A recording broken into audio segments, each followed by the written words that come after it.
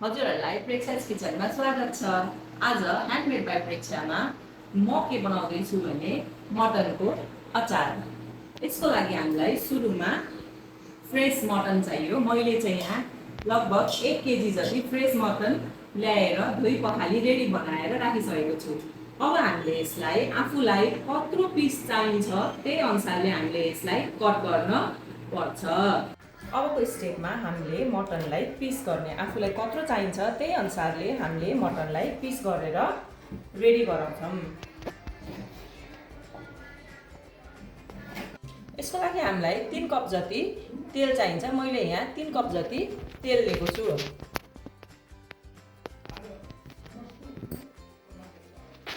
अब अघि काटेर राखेको मासुलाई हामीले तेलमा हाल्छौँ।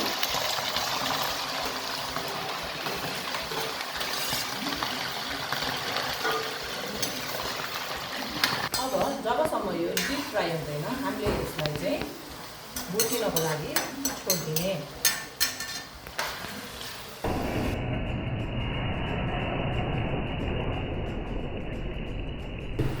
अब यहाँ हाम्रो जति बेलासम्म यहाँ मटन रेडी हुँदैछ त्यतिखेर हामीले मसलाको लागि कराई रेडी गरिसकेको छौँ।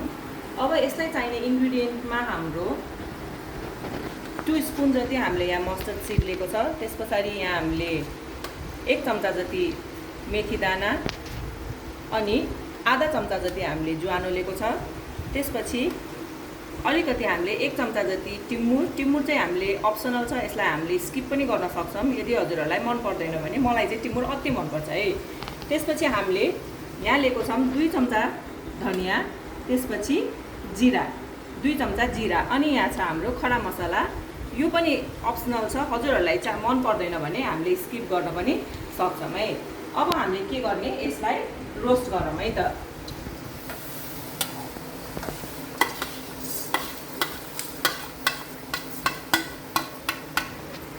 यसलाई चाहिँ हामीले धेरै डिप फ्राई गर्नु जरुरी छैन। यसलाई चाहिँ हामीले हल्का एरोमेटिक बास्ना आउँदासम्मलाई मात्रै हामीले फ्राई गर्ने।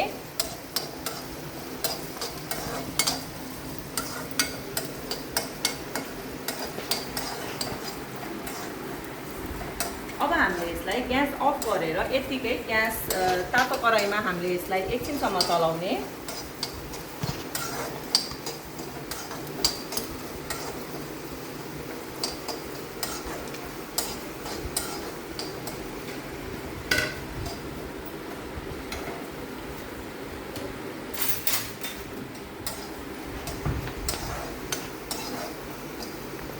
अब हामीले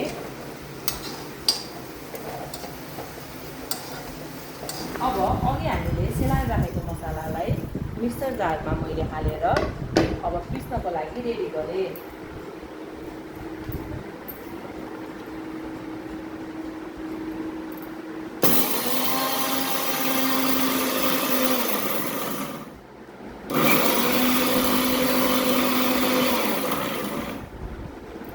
हामीले मसलालाई धेरै फाइन पाउडर नबनाए पनि हामीलाई यतिको भयो भने हामीलाई मसला रेडी हुन्छ है। अब अघि हामीले फ्राई गरिरहेको मासु चाहिँ यतिको डिप फ्राई भएपछि चाहिँ हामीले यसलाई एउटा भाँडामा निकाल्छौँ। हामीलाई हजुरहरूलाई कतिको डिप फ्राई कतिको फ्राई खान मन लाग्छ त्यही अनुसारले हजुरहरूले मासुलाई फ्राई गर्न सक्नुहुन्छ।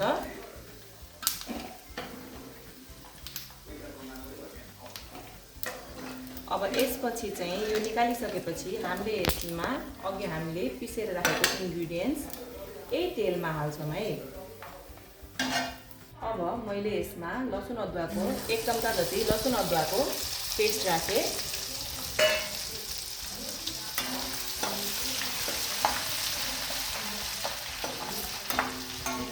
अब यसलाई हामीले अलिकति गोल्डन ब्राउन हुने बेलासम्ममा डिप फ्राई गर्छौँ।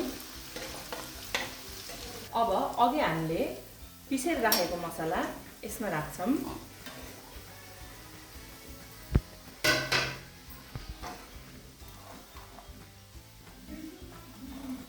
यो चाहिँ भुटिसकेको मसला भएको हुनाले हामीले यसलाई धेरै बेरसम्म तेलमा फ्राई गर्न पर्दैन। अब अघि हामीले साइडमा निकालेर राखेको मासु फेरि यसमै हाल्छौँ।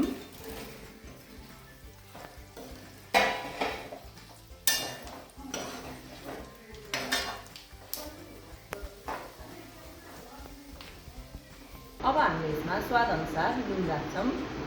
अब यो हाम्रो रेडी भइसकेको छ मटन। अब यसलाई मैले एउटा भाँडामा निकालेँ।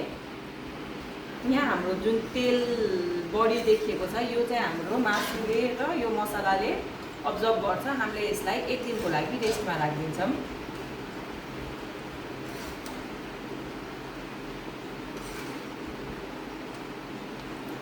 यसमा हजुरहरूले स्वादअनुसार कतिको अमिलो खाइन्छ त्यही अनुसारले लेमन जुस अथवा भेनेगरको युज गर्न पनि सकिन्छ।